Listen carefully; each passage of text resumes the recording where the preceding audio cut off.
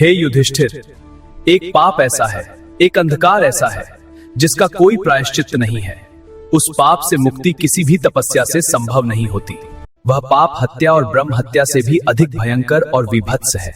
वह एक ऐसा कृत्य है जिससे प्रकृति घृणा करती है और स्वयं नारायण भी उस पापी से मुख मोड़ लेते हैं। नमस्कार, आपका स्वागत है। दोस्तों, आर्यावर्त के इतिहास में कुरुक्षेत्र का युद्ध केवल एक राजनीतिक संघर्ष नहीं था, अपितु यह धर्म और अधर्म, सत्य और असत्य तथा मानवीय भावनाओं के चरम उत्कर्ष और पतन का एक कुरुक्षेत्र था। 18 दिनों के उस लोमहर्षक संग्राम के पश्चात जब अंततः शंखनाद शांत हो गया था और महाविनाश की वेदी पर शांति की स्थापना हुई थी, तब कुरुक्षेत्र की उस रुधिर रंजित भूमि पर सर्वत्र केवल मृत्यु का सन्नाटा पसरा हुआ था। संध्या का समय था। क्षितिज पर अस्ताचलगामी सूर्य अपनी अंतिम रक्तिम रश्मियों को समेट रहा था, मानो वह भी इस महाविध्वंस को देखकर अपना मुख छिपा लेना चाहता हो। धरा, जो कभी हरी भरी और जीवंत हुआ करती थी, अब क्षत विक्षत रथों, मृत हाथियों, टूटे हुए अस्त्र शस्त्रों और अनगिनत शूरवीरों के शवों से पटी पड़ी थी। गिद्धों और सियारों की भयानक और हृदय विदारक ध्वनियां उस गहन मौन को बीच बीच में चीर रही थीं, और दूर कहीं से विधवाओं के करुण क्रंदन की ध्वनियां वायु में घुलकर वातावरण को और भी अधिक विषादपूर्ण बना रही थीं। पांडव शिविर में यद्यपि विजय का शंख फूंका जा चुका था, परंतु उस विजय में कोई उल्लास, कोई हर्ष शेष नहीं था। विशेषकर धर्मराज युधिष्ठिर के लिए, जिनके मस्तक पर अब हस्तिनापुर का निष्कंटक राजमुकुट सुशोभित होने वाला था, यह विजय एक पराजय से भी अधिक पीड़ादायक प्रतीत हो रही थी। उनके अंतर्मन में ग्लानि, पश्चाताप और असीम विषाद की एक ऐसी भयंकर अग्नि प्रज्वलित थी जो उनके रोम रोम को दग्ध कर रही थी। युधिष्ठिर अपने शिविर के एकांत में बैठे हुए थे। उनके नेत्रों के समक्ष रह रहकर गुरु द्रोणाचार्य का कटा हुआ मस्तक, शरशैया पर लेटे हुए पितामह भीष्म का तेजस्वी शरीर और वीर अभिमन्यु का क्षत विक्षत शव आ रहा था। परंतु इन सबसे भी अधिक उनके वक्षस्थल को जो शूल बेध रहा था, वह था अपने ही ज्येष्ठ भ्राता कर्ण के वध का रहस्य। जब माता कुंती ने युद्ध के पश्चात यह रहस्य उद्घाटित किया कि जिसे वे जीवन भर सूतपुत्र समझकर घृणा करते रहे, वह सूर्यपुत्र कर्ण उनका अपना ही सगा और सबसे बड़ा भाई था, तो युधिष्ठिर की आत्मा चीत्कार कर उठी थी। उनके मन में निरंतर यह विचार उठ रहा था कि राज्य के इस तुच्छ लोभ ने उनसे उनके ही कुल का समूल नाश करवा दिया है। क्या यह राजधर्म है? क्या यही सत्य की विजय है? इस गहन मानसिक उथल पुथल और वैराग्य के भावों से भरे हुए युधिष्ठिर अपने शिविर से बाहर निकले। उनके नेत्रों से अश्रुओं की अविरल धारा प्रवाहित हो रही थी, जो रुकने का नाम नहीं ले रही थी। उनके कदम भारी थे, मानो उन्होंने संपूर्ण आर्यावर्त के पापों का भार अपने कंधों पर उठा लिया हो। वे धीमे धीमे चलते हुए उस दिशा की ओर बढ़े जहां त्रिभुवन के स्वामी, लीलावतार भगवान श्रीकृष्ण विराजमान थे। श्रीकृष्ण एक एकांत और शांत शिला पर बैठे हुए थे। उनके मुखमंडल पर वही चिर परिचित, शांत और ब्रह्मांड के सारे रहस्यों को समेटे हुए एक मोहक स्मित हास्य खेल रहा था। यह वही मुस्कान थी जो बड़े से बड़े संताप को हर लेने की क्षमता रखती थी, जो करुणा की साक्षात प्रतिमूर्ति थी। उस घोर निराशा और मृत्यु के वातावरण में भी श्रीकृष्ण का सान्निध्य एक शीतल चंद्रिका के समान प्रतीत हो रहा था। युधिष्ठिर ने कांपते हुए कदमों से श्रीकृष्ण के समीप पहुंचकर अत्यंत आदर और विनम्रता के साथ अपने दोनों हाथ जोड़ लिए। उनका कंठ रुंधा हुआ था और वे अपने घुटनों के बल बैठ गए। उनके नेत्रों से गिरते हुए उष्ण अश्रुओं ने भगवान श्रीकृष्ण के चरण कमलों को भिगो दिया। बहुत प्रयास करने के पश्चात युधिष्ठिर ने अपने कांपते और रुंधे हुए स्वर में अत्यंत आदर से प्रश्न किया, हे केशव, हे माधव, हे जगन्नाथ, मेरी इस दयनीय अवस्था को देखिए। राज्याधिकार के इस क्षणिक और तुच्छ लोभ ने मुझसे मेरे ही कुल का समूल नाश करवा दिया है। मैंने अपने ही पितामह पर अस्त्र उठाए हैं, अपने गुरुजनों का रक्त बहाया है और अनजाने में ही सही अपने ही ज्येष्ठ भ्राता कर्ण के वध का कारण बना हूं। सुभद्रा और द्रौपदी के विलाप ने मेरे हृदय को छलनी कर दिया है। मुझे यह विजय पराजय से भी अधिक मलिन और पापी प्रतीत हो रही है। हे मधुसूदन, मेरे मन में निरंतर एक प्रश्न उठ रहा है जो मुझे एक क्षण के लिए भी शांति नहीं लेने दे रहा है। कृपया मेरे इस अंधकार को दूर करें। श्री कृष्ण ने अपनी करुणा से भरी हुई कमल के समान सुंदर आंखों से युधिष्ठिर की ओर देखा। उन्होंने अपना अभय हस्त युधिष्ठिर के कांपते हुए कंधों पर रखा और अत्यंत कोमल स्वर में कहा, हे धर्मराज, शांत हो जाओ। तुम्हारे हृदय की पीड़ा मैं भली भांति समझ रहा हूं। पूछो, तुम्हारे अंतर्मन को कौन सा प्रश्न कचोट रहा है? युधिष्ठिर ने अपने अश्रु पोंछते हुए कहा, हे वासुदेव, इस संसार में मनुष्य अनगिनत पाप करता है। कोई लालच में आकर चोरी करता है, कोई क्रोध में आकर हत्या करता है, कोई परस्त्री गमन करता है, तो कोई गुरु की आज्ञा की अवहेलना करता है। शास्त्रों में विभिन्न प्रकार के पापों और उनके दंड का वर्णन है। परंतु हे जगदीश्वर, मुझे यह बताइए कि इस संपूर्ण चराचर जगत में सृष्टि का सबसे बड़ा पाप कौन सा है? वह कौन सा कृत्य है जो मनुष्य को सीधे अनंत अंधकार और रसातल में धकेल देता है? वह महापाप कौन सा है जिसे स्वयं विधाता भी क्षमा नहीं कर सकते? क्या मेरे द्वारा किया गया यह कुलनाश ही वह सबसे बड़ा पाप है? कृपया मुझे उस महापाप के विषय में विस्तार से बताइए ताकि मैं धर्म और अधर्म की इस गहन गुत्थी को सुलझा सकूं। भगवान श्री कृष्ण ने युधिष्ठिर के इस गूढ़ प्रश्न को सुना। उनकी वह मनमोहक मुस्कान अब एक गंभीर और विचारमग्न आभा में परिवर्तित हो गई थी। श्री कृष्ण ने क्षितिज पर छाते हुए अंधकार की ओर देखते हुए अपने सुमधुर और गुंजायमान स्वर में उत्तर देना आरंभ किया। हे धर्मराज, युद्ध में जो कुछ भी हुआ वह काल की गति और धर्म की स्थापना के लिए अनिवार्य था। तुम व्यर्थ ही स्वयं को इन मृत्युओं का कारण मानकर अज्ञानतावश शोक कर रहे हो। जहां तक तुम्हारे प्रश्न का संबंध है, तो सबसे पहले यह समझो कि पाप वास्तव में क्या है। वेदांत के अनुसार पाप केवल एक निम्न स्तर की चेतना है। जो कुछ भी निम्न चेतना है उसका कोई वास्तविक अस्तित्व नहीं होता। वह केवल मनुष्य के मस्तिष्क और अज्ञानता की उपज है। अज्ञानता ही सभी पापों का मूल कारण है। जब मनुष्य ईश्वर से विमुख होकर इस नाशवान शरीर में अहम बुद्धि रख लेता है कि मैं ही शरीर हूं और यह संसार मेरा है, तब वह पाप के गर्त में गिरने लगता है।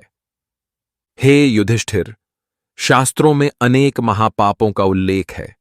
किसी ब्राह्मण की हत्या करना, मदिरापान करना, स्वर्ण की चोरी करना, गुरु की शैया को दूषित करना या ऐसे पापी लोगों की संगति करना, ये सभी महापाप की श्रेणी में रखे गए हैं।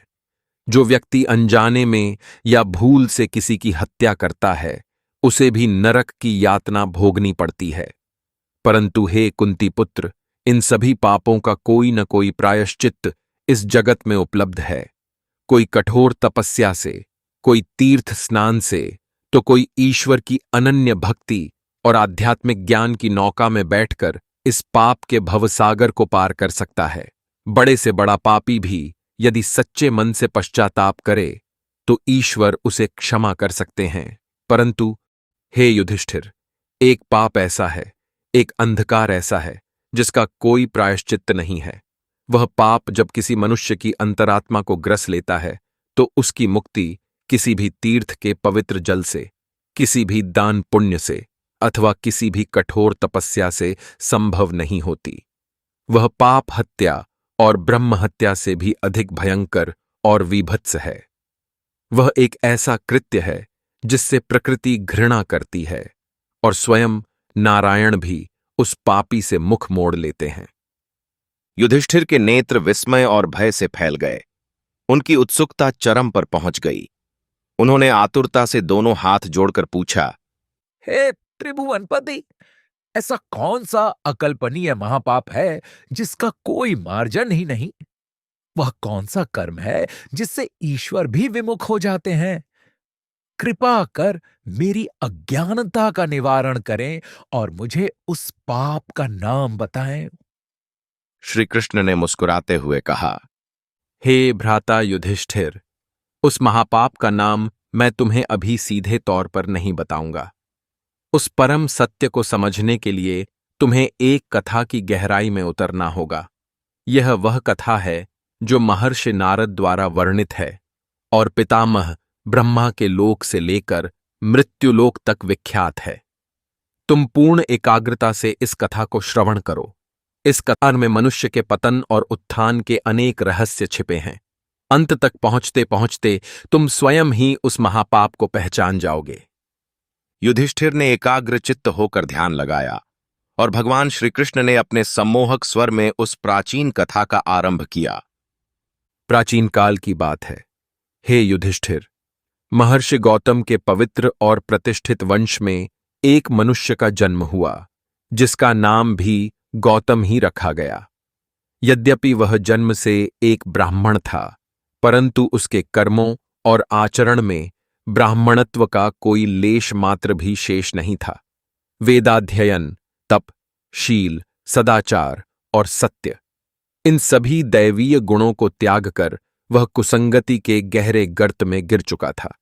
गौतम ने अपने कुल की मर्यादाओं को लांघकर एक शूद्र कन्या से विवाह कर लिया था और वह लुटेरों, डाकुओं तथा क्रूर शिकारियों की एक मलिन बस्ती में निवास करने लगा था। वह न तो कोई देव उपासना करता था, न ही अतिथियों का सत्कार करता था। उसके हृदय में केवल एक ही लालसा शेष रह गई थी, धन और भौतिक सुखों की अंतहीन भूख।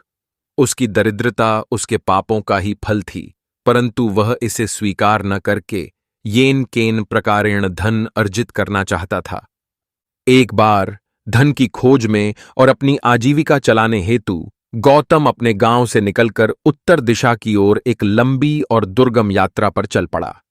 वह एक अत्यंत लालची मनुष्य था, जो किसी भी सीमा तक जा सकता था। यात्रा के मध्य वह एक व्यापारियों के एक बड़े कारवां के साथ जुड़ गया, जो समुद्र की ओर जा रहा था। परंतु हे युधिष्ठिर, नियति का खेल बड़ा विचित्र होता है। मार्ग में एक अत्यंत घने वन को पार करते समय उस कारवां पर जंगली हाथियों के एक विशाल और उन्मत्त झुंड ने आक्रमण कर दिया। हाथियों के उस क्रोधित झुंड ने पल भर में ही पूरे कारवां को तहस नहस कर दिया। व्यापारियों और उनके रक्षकों को कुचल डाला गया।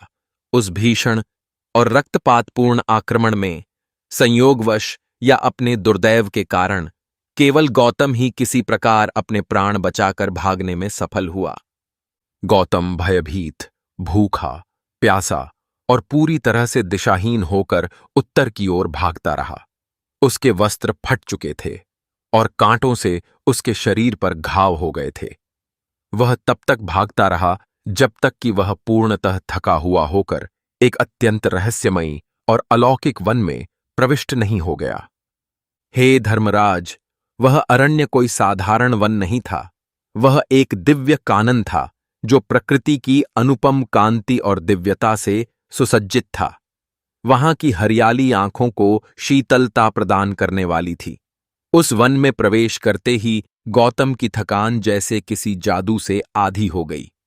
वहां के ऊंचे और विशाल वृक्षों पर स्वर्गिक और सुगंधित पुष्प खिले हुए थे, जिनकी सुवास से संपूर्ण वातावरण एक अमृतमयी महक से भर गया था।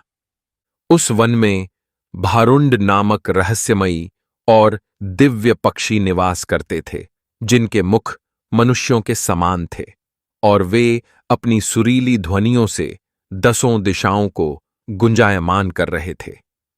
उस शांत, सुरम्य और अलौकिक वन के ठीक मध्य में एक स्वर्णिम रेत का टीला था, जिसके ऊपर एक अत्यंत विशाल और प्राचीन बरगद का वृक्ष विराजमान था। उस वट वृक्ष की शाखाएं इतनी विस्तृत थीं कि वे आकाश को चूमती हुई प्रतीत होती थीं और उसकी जड़ें पाताल तक गहरी धंसी थीं। वह वृक्ष मानो उस पूरे अरण्य का राजा था, जो अपनी छत्र छाया में सहस्त्रों जीवों को आश्रय देता था। उस वृक्ष के नीचे की भूमि स्वर्ग के समान पवित्र थी और वहां एक निर्मल जल का स्रोत था, जिसका जल अमृत के समान मीठा और शीतल था। भूख, प्यास और थकान से चूर गौतम उसी विशाल वट वृक्ष के नीचे पहुंचा। उसने उस शीतल जल से अपनी प्यास बुझाई और वृक्ष की घनी छांव में आश्रय लेकर लेट गया। शीतल, मंद और सुगंधित पवन के झोंकों ने शीघ्र ही उसकी सभी इंद्रियों को शिथिल कर दिया और वह एक गहरी और स्वप्नहीन निद्रा में लीन हो गया। जब सूर्य अस्ताचल को प्राप्त हुआ और वन में संध्या का गहरा अंधकार छाने लगा, तब आकाश मार्ग से एक अत्यंत तेजस्वी, विशाल और अलौकिक प्राणी उस वट वृक्ष पर उतरा। वह महर्षि कश्यप और प्रजापति दक्ष की पुत्री के अंश से उत्पन्न नाड़ीजंघ नामक एक दिव्य बगुला था। हे युधिष्ठिर, नाड़ीजंघ कोई साधारण पक्षी नहीं था। वह देवलोक का वासी था, पितामह ब्रह्मा का परम भक्त था और उस वन में उसे सभी राजधर्मन के नाम से आदरपूर्वक पुकारते थे। राजधर्मन के पंखों से एक अलौकिक और दिव्य आभा प्रस्फुटित हो रही थी, जो रात्रि के अंधकार को भी चीर रही थी। वह पक्षियों का राजकुमार था और धर्म का साक्षात स्वरूप था। राजधर्मन जब ब्रह्मा जी के लोक से अपने निवास स्थान वट वृक्ष पर लौटा, तो उसकी तीक्ष्ण दृष्टि वृक्ष के नीचे सो रहे उस मलिन वेशभूषा वाले और थके हुए ब्राह्मण पर पड़ी। एक अतिथि को अपनी शरण में आया देख उस पुण्यात्मा और मृदुल हृदय वाले पक्षी का मन करुणा से भर उठा। उसके आगमन की ध्वनि से गौतम की निद्रा टूट गई। गौतम एक विशाल और तेजस्वी पक्षी को देखकर भयभीत हो उठा और कांपने लगा।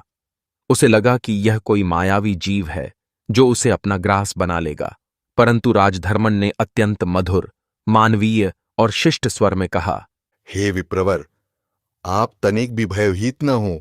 मैं महर्षि कश्यप का पुत्र और इस वन का निवासी राजधर्मन हूं। आप इस गहन वन में मेरे आश्रय में आए हैं, अतः आप मेरे सम्मानीय अतिथि हैं। अतिथि देवो भव। कृपया आज्ञा करें, मैं आपकी क्या सेवा कर सकता हूं? गौतम विस्मय से उस तेजस्वी पक्षी को देखता रह गया। राजधर्मन ने तत्काल अपने अतिथि सत्कार के धर्म का पालन करना आरंभ किया। उस पुण्यात्मा पक्षी ने गौतम के लिए उत्तम प्रकार के फलों का प्रबंध किया और अग्नि प्रज्वलित करके उसे भोजन कराया। हे धर्मराज, उस पक्षी की सेवा भाव की पराकाष्ठा तो देखो। जब गौतम भोजन कर रहा था, तब राजधर्मन अपने विशाल पंखों को हिलाकर उसे शीतल वायु प्रदान कर रहा था, ताकि उसके अतिथि को तनिक भी पसीना न आए और वह सुखपूर्वक भोजन कर सके। भोजन के उपरांत राजधर्मन ने कोमल पत्तियों और सुवासित पुष्पों की पंखुड़ियों को एकत्रित करके गौतम के लिए एक अत्यंत कोमल और सुगंधित शैया का निर्माण किया। जब गौतम उस शैया पर विश्राम करने लगा, तब राजधर्मन ने अत्यंत विनम्रता से पूछा, हे विप्र, कृपा कर अपना परिचय दें और मुझे यह बताएं कि आपकी इस कठिन और दुर्गम यात्रा का प्रयोजन क्या है? गौतम, जो भीतर से अत्यंत कुटिल था, उसने अपना सच्चा परिचय छिपा लिया। उसने स्वयं को एक अत्यंत विद्वान, सदाचारी परंतु दरिद्र ब्राह्मण बताया। राजधर्मन, जिसका हृदय नवनीत के समान कोमल और निश्चल था, उसने उस धूर्त की बातों पर पूर्ण विश्वास कर लिया। गौतम ने दीन स्वर में कहा, हे पक्षीराज, मैं घोर दरिद्रता से पीड़ित हूं। अपने परिवार का भरण पोषण करने हेतु धन उपार्जन की आशा में मैं अपने प्राणों को संकट में डालकर इस मार्ग पर भटक रहा हूं। श्री कृष्ण ने आगे कहा। राजधर्मन ने गौतम की व्यथा को सुना और कुछ क्षण विचार किया। फिर उसने अत्यंत प्रसन्नता और प्रत्याशा भरे स्वर में कहा, हे विप्रवर, यदि आप केवल धन की खोज में हैं, तो अब आपको और भटकने अथवा कष्ट सहने की तनिक भी आवश्यकता नहीं है। यहां से कुछ ही योजन की दूरी पर राक्षसों की एक अत्यंत समृद्ध राजधानी है, जहां के राजा विरूपाक्ष हैं। राजा विरूपाक्ष मेरे परम और अभिन्न मित्र हैं। यद्यपि वे राक्षस कुल में उत्पन्न हुए हैं, परंतु वे धर्म के ज्ञाता, अत्यंत उदार और ब्राह्मणों तथा याचकों का सत्कार करने वाले महान दानवीर हैं। आप कल प्रातःकाल ही उनके पास जाएं। मैं उन्हें आपके विषय में अपना संदेश भिजवा दूंगा। मेरा मित्र होने के नाते वे आपका भव्य सत्कार करेंगे और आपको इतना धन देंगे कि आपकी दरिद्रता सदा के लिए समाप्त हो जाएगी। अगली सुबह राजधर्मन से विदा लेकर और मन में अपार धन प्राप्त करने की तीव्र लालसा लिए गौतम राक्षसों की राजधानी की ओर चल पड़ा। जब वह उस भव्य और रहस्यमयी नगरी में पहुंचा तो राजा विरूपाक्ष ने राजधर्मन के मित्र के रूप में गौतम का अत्यंत भव्य स्वागत किया। विरूपाक्ष यद्यपि बाह्य रूप से एक भयानक राक्षस थे, परंतु उनका अंतर्मन धर्म और मित्रता के निर्वहन में देवताओं से भी अधिक पवित्र था। राजा विरूपाक्ष ने गौतम को अपने महल में ठहराया, उसे सुस्वादु भोजन कराया और विदा करते समय उसे बहुमूल्य वस्त्र, आभूषण और स्वर्ण मुद्राओं से भरा एक अत्यंत भारी गट्ठर दान में दिया। गौतम की आंखें इतने विपुल धन को देखकर फटी की फटी रह गईं। उसका जीवन भर का दारिद्र्य एक ही क्षण में समाप्त हो गया था। उसके भीतर का लोभ अब चरम पर था। उसने राजा विरूपाक्ष की स्तुति की और स्वर्ण का वह भारी भार अपनी पीठ पर लादकर अत्यंत प्रसन्नता के साथ अपने गांव की ओर वापसी की यात्रा आरंभ कर दी। श्रीकृष्ण की वाणी यहां आकर कुछ गंभीर और भारी हो गई। उन्होंने युधिष्ठिर की ओर दृष्टिपात करते हुए कहा, हे युधिष्ठिर, मनुष्य के वास्तविक चरित्र की परीक्षा विपत्ति में नहीं, अपितु संपत्ति और शक्ति प्राप्त होने पर होती है। गौतम के पास अब अकूत संपत्ति थी। उसका उद्देश्य पूर्ण हो चुका था, परंतु उसका मलिन मन अभी भी अज्ञानता, स्वार्थ और नीचता के घोर अंधकार में डूबा हुआ था। गौतम स्वर्ण का वह भारी भार अपनी पीठ पर उठाते हुए अत्यंत थक गया था। मार्ग में वह पुनः उसी अलौकिक वट वृक्ष के समीप पहुंचा जहां उसके आश्रयदाता और मित्र राजधर्मन का निवास था। जब वह वहां पहुंचा तब तक रात्रि का अंधकार घिरने लगा था। राजधर्मन उस दिन पितामह ब्रह्मा जी की सभा से लौटकर अत्यंत श्रांत था। जब राजधर्मन ने अपने मित्र गौतम को धन धान्य से परिपूर्ण और सुरक्षित लौटते हुए देखा तो उस पुण्यात्मा पक्षी ने अपार हर्ष व्यक्त किया। उसने गौतम का पुनः सत्कार किया, परंतु अपनी अत्यधिक थकान के कारण राजधर्मन अधिक समय तक जाग न सका और शीघ्र ही वृक्ष की एक डाल पर सिर रखकर गहरी निद्रा में सो गया। नीचे लेटे हुए गौतम को कुछ ही प्रहर पश्चात अत्यंत तीव्र क्षुधा सताने लगी। उसके पास मार्ग के लिए कोई भोजन नहीं था। उसने चारों ओर देखा, परंतु रात्रि के उस गहन अंधकार में फल मूल खोजना असंभव था।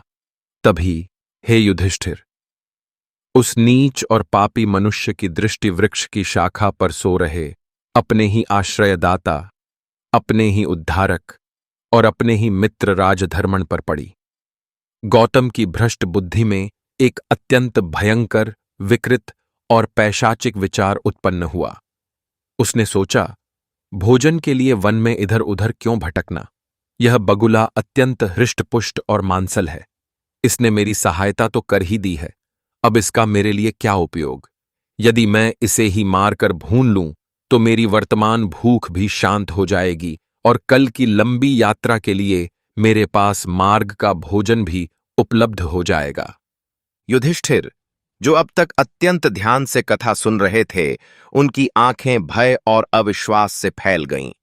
उन्होंने हांफते हुए और कांपते हुए स्वर में कहा, हे मधुसूदन, क्या किसी मनुष्य की मति इतनी मलिन, इतनी दूषित हो सकती है? क्या कोई उस प्राणी को ही अपना ग्रास बना सकता है जिसने न केवल उसे आश्रय दिया हो, अपितु उसे जीवन और संपत्ति का दान दिया हो? यह तो दानवीय कृत्य है। श्रीकृष्ण कहा, यही तो अज्ञानता और मनुष्य के पतन की पराकाष्ठा है धर्मराज। गौतम ने अपने इस विकृत विचार पर एक क्षण के लिए भी पुनर्विचार नहीं किया। उसका विवेक पूर्णतः नष्ट हो चुका था। उसने अत्यंत निस्तब्धता से सूखी लकड़ियां एकत्रित कर अग्नि प्रज्वलित की। फिर उसने अपना अस्त्र उठाया और उस निहत्थे, गहरी निद्रा में सोए हुए और पूर्णतः विश्वास से भरे हुए देव पक्षी राजधर्मन की अत्यंत निर्ममता से हत्या कर दी। हे कुंती नंदन, उस नराधम का पाप यहीं नहीं रुका। हत्या के पश्चात उसने उस पुण्यात्मा पक्षी के वे कोमल पंख नोचे जिनसे उसने कभी गौतम को हवा की थी, उसे उसी अग्नि में भूना और पशु के समान अपनी क्षुधा शांत की। इसके पश्चात शेष बचे हुए मांस को अपने थैले में बांधकर वह उस स्वर्ण भार के साथ रातों रात अपने गांव की ओर भाग निकला।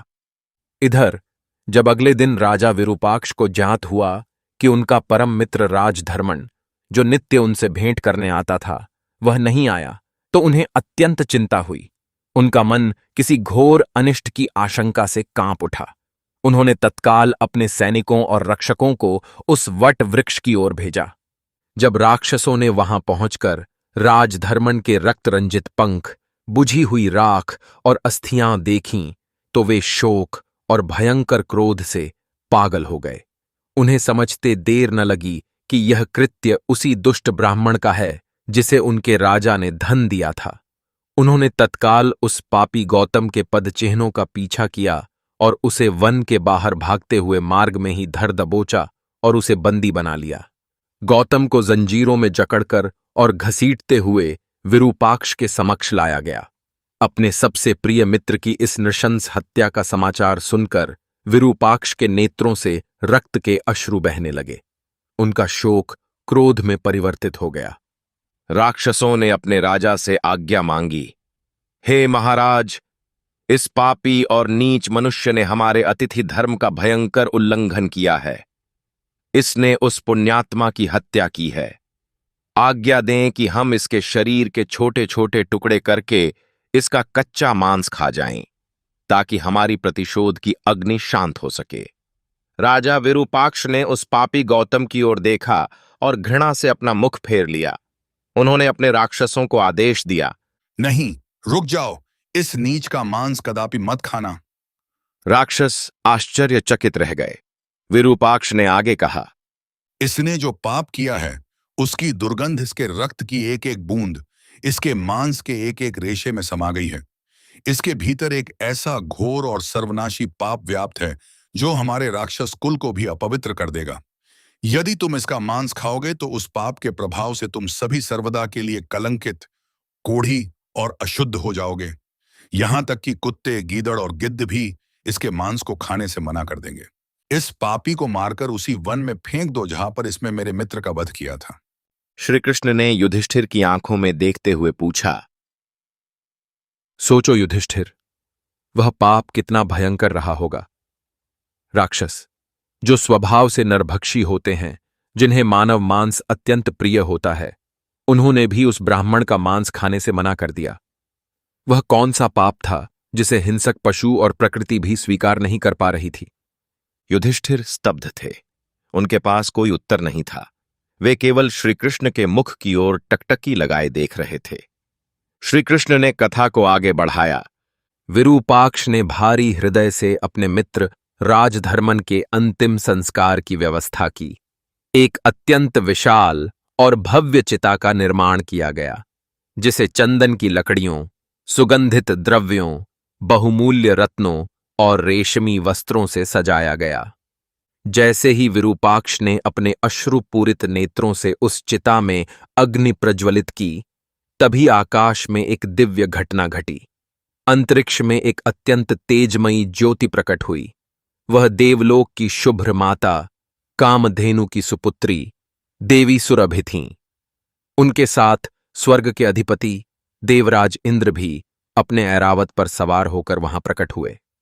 देवी सुरभि ने करुणावश अपना मुख खोला और उनके मुख से फेनयुक्त अमृतमयी दुग्ध की एक श्वेत धारा सीधी उस प्रज्वलित चिता पर गिरी। उस ईश्वरीय अमृत के स्पर्श मात्र से चिता की अग्नि क्षण भर में शांत हो गई और देखते ही देखते उन अस्थियों में पुनः प्राणों का संचार हो गया। अगले ही क्षण राजधर्मन अपने पूर्व से भी अधिक तेजोमय, युवा और दिव्य रूप में जीवित होकर चिता से उठ खड़ा हुआ। देवराज इंद्र ने मुस्कुराते हुए आश्चर्यचकित विरूपाक्ष से कहा, हे राक्षसराज, विस्मय न करो। पूर्व काल में पितामह ब्रह्मा ने एक अपराध के कारण राजधर्मन को यह शाप दिया था कि वह मृत्युलोक में इतनी शीघ्रता से अपने प्राण नहीं त्याग सकेगा। उसी शाप के विधान को पूर्ण करने और तुम्हारे इस पुण्यात्मा मित्र को पुनः जीवन देने के लिए ही इस संपूर्ण लीला का सृजन हुआ था। अपने परम मित्र को पुनः जीवित देखकर विरूपाक्ष का हृदय आनंद से नृत्य करने लगा। परंतु हे युधिष्ठिर, राजधर्मन की महानता और उसके भीतर के देवत्व की परीक्षा अभी शेष थी।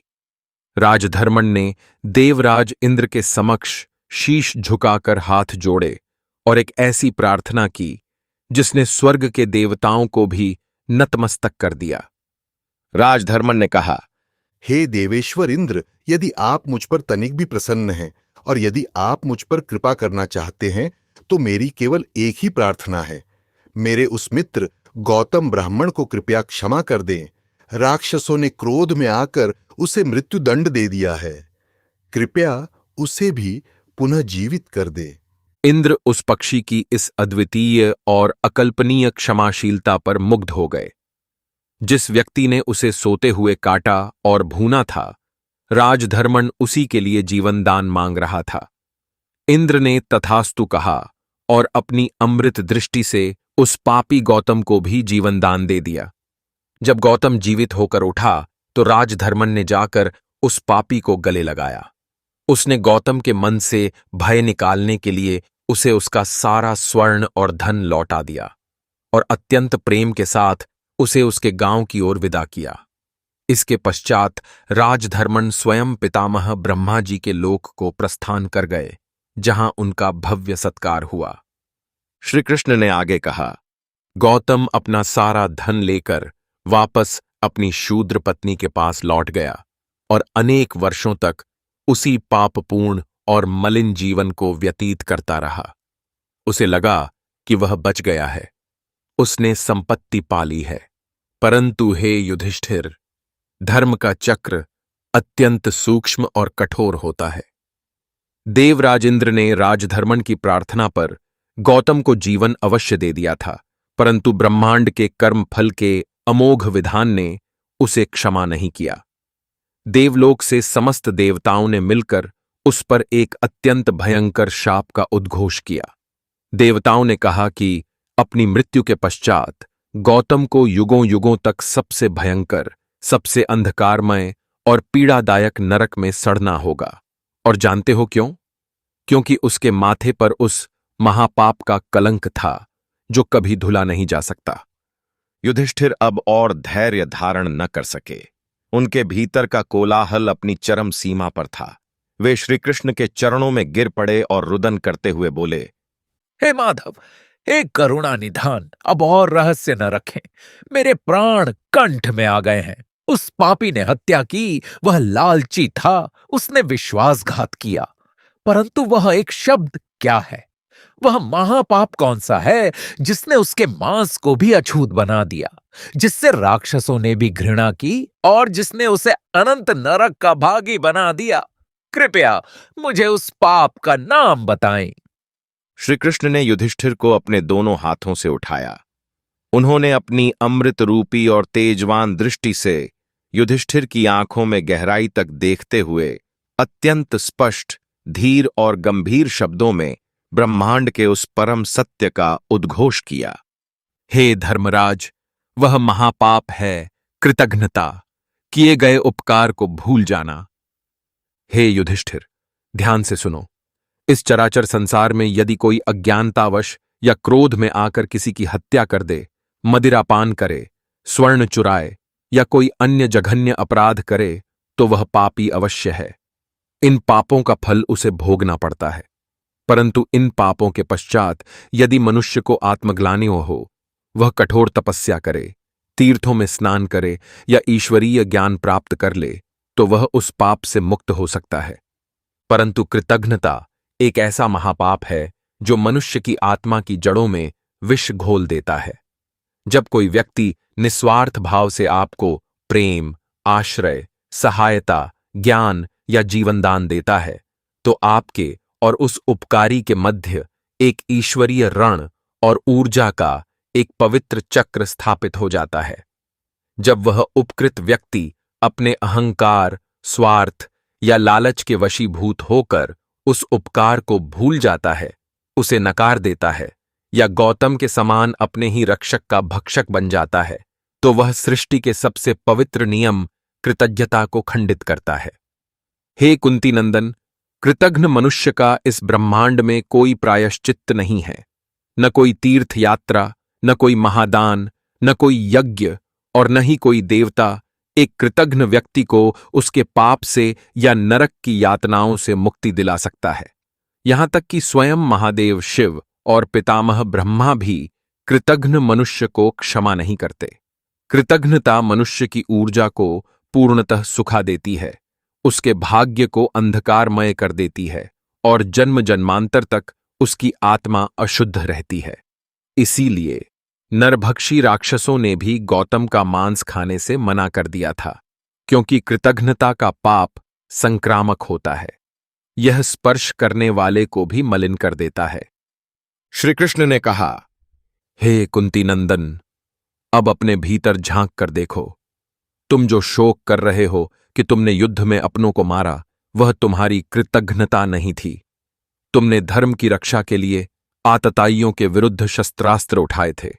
विचार करो युधिष्ठिर, कौरवों ने तुम्हारे द्वारा किए गए हर उपकार, हर प्रेम और हर समझौते को भुलाकर कृतघ्नता का ही परिचय दिया था। अतः युद्ध में जो कुछ भी हुआ वह एक क्षत्रिय का परम धर्म था। तुम पापी नहीं हो युधिष्ठिर। पाप वह होता है जब तुम उस परमात्मा को भूल जाते हो जिसने तुम्हें जीवन दिया है, या उस मित्र को भूल जाते हो जिसने घोर अंधकार में तुम्हारा हाथ थामा हो। जब मनुष्य कृतज्ञ होता है तो वह ईश्वर के सबसे समीप होता है।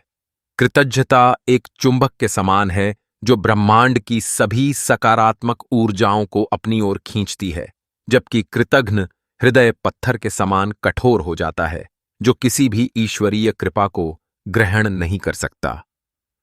श्री कृष्ण के इन दिव्य वचनों को सुनकर युधिष्ठिर के नेत्रों से अब जो अश्रु बह रहे थे, वे विषाद या आत्मग्लानि के नहीं, अपितु परम ज्ञान और करुणा के थे। उनके मन का अज्ञान रूपी वह घना अंधकार जो कामनाओं और मोह से ढका हुआ था, वह श्री कृष्ण के वचनों की ज्ञान अग्नि में भस्म हो चुका था। उन्हें यह पूर्णतः स्पष्ट हो गया था कि संसार का सबसे बड़ा शत्रु कोई बाहरी व्यक्ति या युद्ध नहीं, अपितु मनुष्य के भीतर बैठा हुआ अहंकार और कृतघ्नता का भाव है। युधिष्ठिर ने साष्टांग दंडवत करते हुए श्री कृष्ण के चरण कमलों को अपने आंसुओं से पुनः धो दिया। उन्होंने गदगद और भाव विभोर कंठ से कहा, हे अनंत, हे अच्युत, हे विश्वरूप, आपने आज मुझे उस गहन अंधकूप से बाहर निकाल लिया है जिसमें मैं अज्ञानतावश डूब रहा था। आज मुझे यह परम सत्य ज्ञात हो गया है कि उपकार को मानना और अपने रक्षक, मित्र एवं ईश्वर के प्रति सर्वदा कृतज्ञ रहना ही मनुष्य का सबसे बड़ा धर्म है, और उसे भूल जाना ही इस सृष्टि का सबसे बड़ा महापाप है। मैं अब कभी अज्ञानता के वशीभूत होकर शोक नहीं करूंगा। मैं इस राजधर्म को कृतज्ञता के भाव से ही स्वीकार करूंगा। इस प्रकार कुरुक्षेत्र की उस संध्या में भगवान श्री कृष्ण ने न केवल धर्मराज युधिष्ठिर के मोह और विषाद का निवारण किया, अपितु आने वाले युगों और संपूर्ण मानवता के लिए यह चिरंतन संदेश छोड़ दिया कि इस भौतिक जगत में सबसे मूल्यवान वस्तु स्वर्ण, सत्ता या विजय नहीं है, अपितु वह कृतज्ञता है जो मनुष्य को मनुष्य बनाए रखती है। जो आत्मा कृतज्ञ है वही ईश्वर के सान्निध्य की वास्तविक अधिकारी है, और जो कृतघ्न है उसके लिए इस ब्रह्मांड में कोई क्षमा नहीं है। तो दोस्तों, इस प्रकार से भगवान श्री कृष्ण ने धर्मराज को संसार के सबसे बड़े पाप के विषय में बताया है। उम्मीद है आपको यह कथा अच्छी लगी होगी। वीडियो को लाइक जरूर करें और कमेंट में जय श्री कृष्ण अवश्य लिखें। साथ ही चैनल को सब्सक्राइब करना न भूलें। आप सभी का धन्यवाद।